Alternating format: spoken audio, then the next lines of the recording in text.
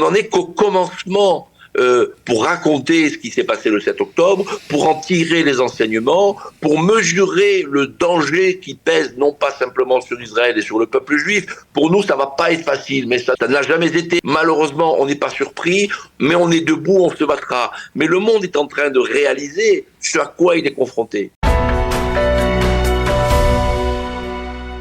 Nous sommes en ligne avec Aryeh Ben-Semoun. Aryeh, bonjour, Boker Tov. Bonjour Daniel, Shavua Tov. Shavua Tov, avec vous, nous allons parler de cette actualité qui, il faut l'avouer, est particulièrement difficile, douloureuse. 100 jours de guerre aujourd'hui, 100 jours de détention pour les 136 otages qui sont toujours détenus par le Hamas. Et puis avec vous, nous allons également revenir sur ce qui s'est passé, ce que l'on pourrait appeler le cirque de La Haye la semaine dernière, en fin de semaine dernière, au tribunal international de La Haye. Et nous parlerons aussi, nous conserverons quelques minutes pour évoquer le souvenir de Samuel Sandler qui nous a quittés vendredi, qui sera inhumé dans quelques heures dans la terre d'Israël à Jérusalem, à côté de son fils, le Rav Yonatan Sandler, et de ses petits-fils Aryeh et Gabriel, Zichronam Livracha. Alors Aryeh, d'abord on va revenir sur cette date, sur ces 100 jours de guerre.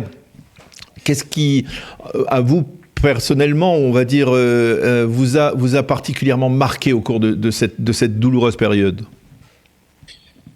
Daniel, c'est difficile de résumer la pensée en quelques mots dès que l'on parle de ce pogrom qui a été perpétré par les misérables assassins du Hamas et des organisations terroristes et de la population de Gaza, parce qu'il ne faut jamais l'oublier, ils y ont très largement participé, et pas que en se réjouissant, également en faisant partie de cette armée de zombies qui a suivi la première et la deuxième vague de ceux qui se sont infiltrés en Israël. Donc difficile de regrouper ses idées, bien sûr la douleur, bien sûr la tristesse, bien sûr l'émotion, la colère également, une colère qu'on a du mal à contenir, même s'il le faut, parce que la colère est toujours mauvaise conseillère, et elle pourrait nous faire basculer dans quelque chose d'autre que la conscience qui est la nôtre de l'urgence de mener le combat pour le bien d'Israël et pour le bien du peuple juif et le bien de l'humanité. Donc voilà, tout ça se mélange un peu dans ma tête et dans mon esprit. J'ai le souvenir des premières minutes, puisque j'étais en Israël le 7 octobre, c'était la fin des fêtes de Sukkot, c'était la journée de Simchat Torah, tellement importante pour nous tous. Et j'ai vécu les premières heures de ce terrible massacre, cette monstruosité. On a du mal à nommer ce qui s'est passé, Daniel. On est dans la dimension de l'innommable, de l'indicible. Et depuis 100 jours, nous vivons véritablement l'enfer. L'enfer d'abord parce que la mort dans des conditions tellement abominables, tellement atroces de toutes ces personnes, de tous ces civils, de tous ces hommes, de ces femmes, de ces enfants, de ces bébés. On le répétera, on le dira jamais assez, mais aussi l'angoisse des familles des otages que nous avons rencontrés avec des délégations que nous amenons toutes les semaines d'Europe pour venir rencontrer, voir la réalité, rencontrer les familles des otages, prendre la mesure de ce qui s'est passé ici le 7 octobre. Et je me suis rendu compte que, en parlant pour la première fois avec les familles des otages, juste quelques jours après que les otages aient été enlevés, qu'il y a pire que la mort. Il y a ce que vivent les familles des otages, les otages eux-mêmes. Et donc, oui, depuis 100 jours, Daniel, tout ça est absolument insupportable. Et puis les réactions dans le monde, je ne donne pas tellement. Bien sûr, la manifestation de sympathie, les manifestations de sympathie qui se sont exprimées dans les premiers jours, les premières heures. Et puis l'immonde réaction de tous ceux qui finalement, voyant que cette idée que oui, les Palestiniens ont commis l'irréparable, c'était pas acceptable, pouvait pas à ce point perdre ce à quoi on est attaché depuis tellement d'années, cette fameuse fumeuse cause palestinienne qui a montré son véritable visage ce jour-là, parce qu'elle n'est rien d'autre qu'une entreprise génocidaire pour tuer les Juifs et pour détruire Israël. Voilà. Alors justement, voilà ce que j'ai à l'esprit, Daniel. Alors justement, je voudrais rebondir et essayer de mieux comprendre comment vous qui êtes en fait à cheval entre Paris et Israël ces derniers mois plus que jamais, comment vous avez perçu, comment est-il possible justement que l'on soit passé de ces sentiments, on va dire sincères, de la part des pays occidentaux, de l'Europe, des États-Unis, on les a envers Israël, à un tel déferlement de haine? Comment on en est arrivé à ce que la victime soit devenue le coupable, et comment on en est arrivé à ce que l'on peut appeler ce cirque de la haie que l'on a vu ces 2 derniers jours, où on a vu l'Afrique du Sud accuser Israël de génocide? Qu'est-ce qui se passe dans la tête des dirigeants européens? Qu'est-ce qui se passe dans la tête... Non, mais alors là, je voudrais quand même qu'il y ait une petite nuance, Daniel, qui est très importante. Ce ne sont pas les dirigeants européens qui ont changé de comportement et d'attitude. Ce ne sont même pas les opinions publiques en Europe qui sont restées finalement très lucides sur ce qui s'est passé en Israël et qui comprennent bien que après Israël, après les Juifs, ils sont sur la deuxième ligne. Non, c'est pas ça. C'est pas ça. Ce qui est dramatique, en fait, c'est de voir que ceux qui sont les plus fervents, je pourrais dire supporters de la cause palestinienne, mais je vais dire les plus fervents dans la détestation d'Israël, eux ont été choqués quelques instants. Ils n'ont pas été choqués parce que des Juifs ont été assassinés dans les conditions que nous pourrions à nouveau décrire, et il faudrait le faire à chaque fois. Non. Ils ont été choqués parce que ce que les Palestiniens ont fait, ce que le Hamas a fait, dessert leur cause anti-israélienne. Est-ce que vous comprenez ce que je veux dire? Mais en Europe, si vous regardez les opinions publiques, elles n'ont pas beaucoup évolué. Elles sont restées du côté d'Israël. Dans leur immense majorité, les parlementaires européens, comme les décideurs politiques américains, sont restés solidaires avec Israël, horrifiés par ce qui s'est passé. Et ils sont sur la ligne de front, comme nous le sommes nous-mêmes. Je disais simplement, quand on regarde le monde aujourd'hui, qu'il y a une frange radicale extrêmement importante partout dans le monde. Alors il y a des pays qui ont complètement sombré, et c'est malheureusement la majorité, puisque la majorité des pays qui sont représentés à l'ONU sont des autocraties, des dictatures, des monarchies sanguinaires, des États faillis. Ça, c'est la majorité de ce que compte aujourd'hui l'Organisation des Nations Unies.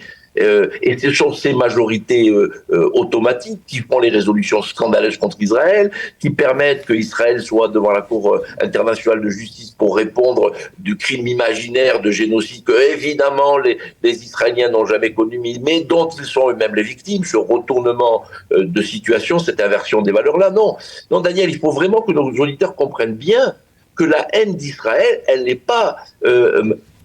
planétaire au sens où tout le monde aurait succombé à la haine. Ça n'est pas vrai, c'est même le contraire dans beaucoup de pays. Prenez la France simplement. Chaque sondage qui a lieu depuis 100 jours montre qu'une grande majorité de Français, pour ne pas dire une immense majorité de Français, comprend le problème, se solidarise avec Israël et avec le peuple israélien, rejette l'islam radical et le terrorisme. C'est pas contestable parce que partout en Europe, les Européens ont payé le prix du sang, le prix des larmes, s'agissant des meurtres commis par l'autorité palestinienne et par le Hamas et les organisations terroristes, avec les répercussions que cela a partout dans le monde, autour des organisations proches des frères musulmans, autour des djihadistes, des islamistes. Non, c'est très important de dire que ce que nous déplorons, c'est que tous ceux qui, finalement, et ils sont minoritaires en Europe, mais quand même assez actifs, et on voit des grandes manifestations en Grande-Bretagne, on voit des manifestations en France et dans le reste de l'Europe. Mais qu'y a-t-il dans ces manifestations? Il y a les jusqu'au boutistes de la cause palestinienne, il y a l'extrême gauche, il y a les islamistes, il y a les musulmans radicalisés que nous avons partout en Europe. Il faut bien faire la différence. Ce ne sont pas les foules et les masses des pays européens ou des États-Unis qui se sont levés contre Israël. Ce n'est pas ça.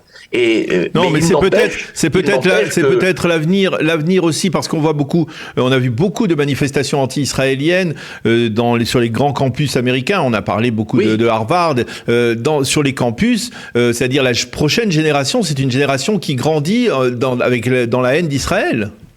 Ça, c'est incontestable, et ça, c'est, encore une fois, les campus américains, c'est pas toute l'Amérique, mais vous avez raison, Daniel, c'est l'avenir de l'Amérique. C'est ces grandes universités où on est censé former l'élite de l'Amérique et l'élite du monde, d'une certaine manière, de ce que sera le monde économique, le monde scientifique, le monde littéraire.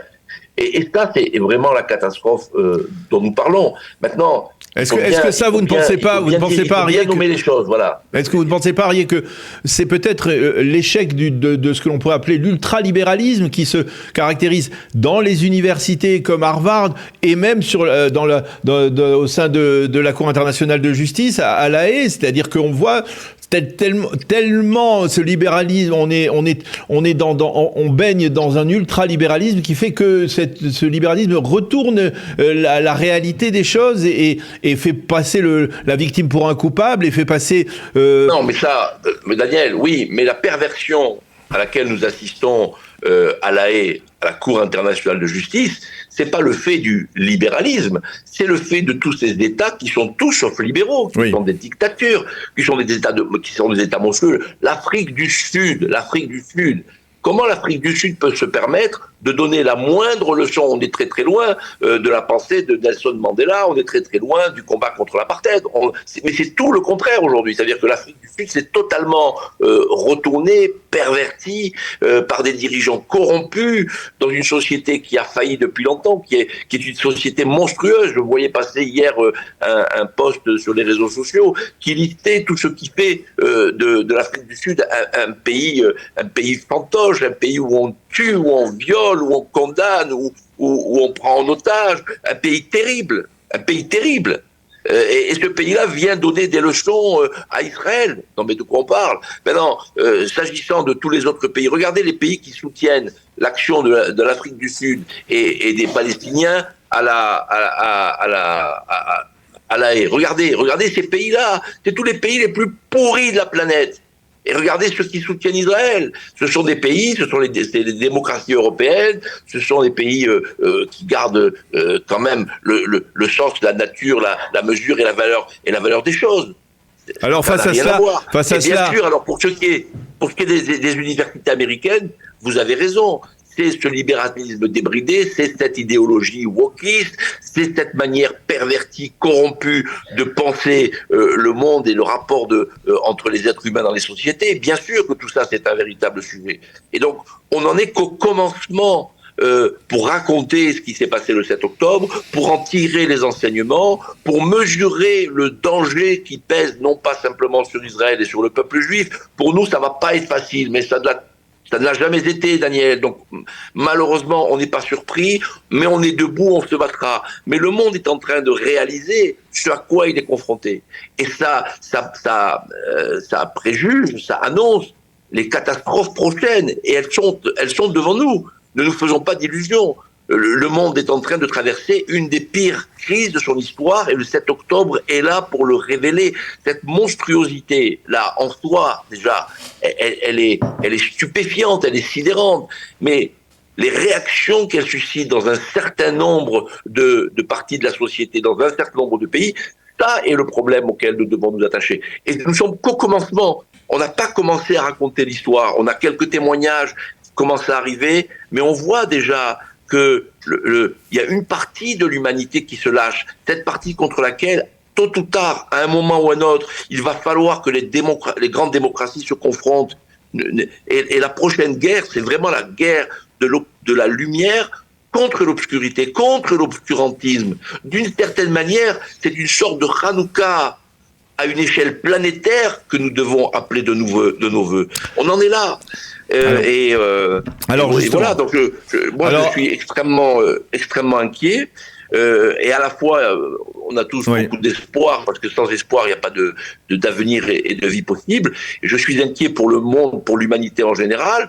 Et notre travail à nous consiste à continuer à mobiliser les forces démocratiques, les forces de nos sociétés modernes, occidentales, pour justement faire front, faire face, réveiller ceux qui sont inconsciemment comme ça, majorité silencieuse, et redonner la parole à ceux qui ont besoin d'affirmer les choses, et c'est ce que nous faisons, alors avec justement, certaines réussites, je dois dire. Alors justement,